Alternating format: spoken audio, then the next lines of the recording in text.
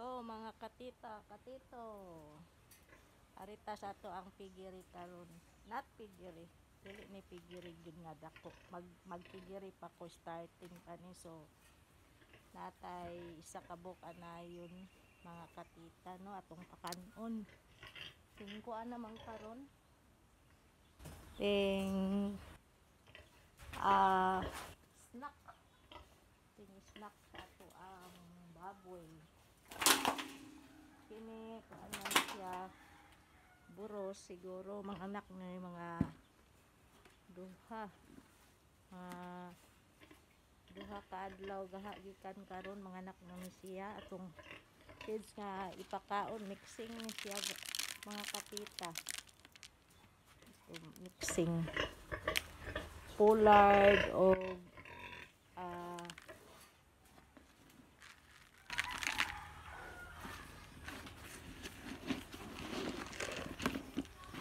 so pakano nato ni pollard o kaning para sa buros nga anayon ang ato ang pakaon sa iya na kagawayon kaayo ni atong kuan na ni ka bulan tulo na ka bulan pa 112 days na ang iyang tiyan. So dako-dako na guys. Mga katita no ato ang limpyuhan. Tagaan nato siya og tubig pod. So unahan ra ko magpakaon. Kuan lang nga, kuan ba? Pag atiman sa baboy.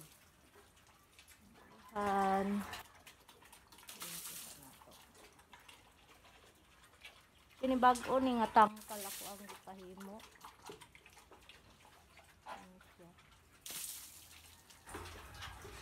Paanakanan gid ni siya.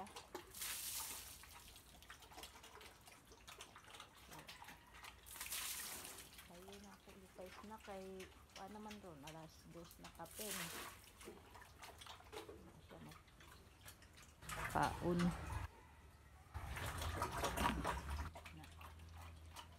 Kita ninyo. Ako ning update sa inyo kada adlaw unsay result sa iyang pag-anak pohon karong umaabot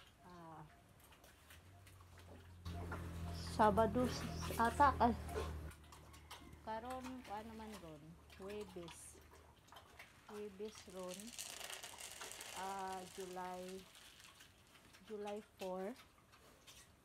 July 4.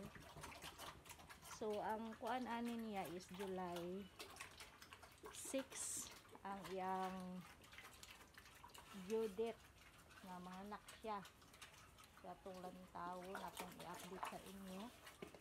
Ana ra ko magpakaon guys mga katita no. Sulay ta og buhi og baboy. Dako-dako na iya ang kuan. Iya ang mga suso. Hopefully maayo ang iyang pagpanganak. Sampo lang nato nga maayo ang iyang pagpanganak kay dili biya pud sayon ang pakaon. Nana siya kadako guys no. Kuan ni permiro ninyang panganak. Permiro ninyang manganak siya. Totally guys, ikatulo na ni nako na anayon pero dili man maayo iya ang kuan gud. So ang duha kung di kuan na karkas ta guys. So kini karon akong sulayan ni nga mudaghan ni pohon ay lang tagkaluyan. So kini ra sa atong update karon guys.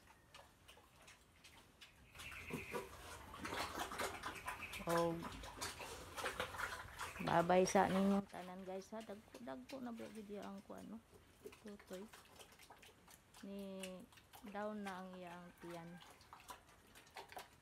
Sumayon ta ni. So ako lang mong i-update ani kada adlaw.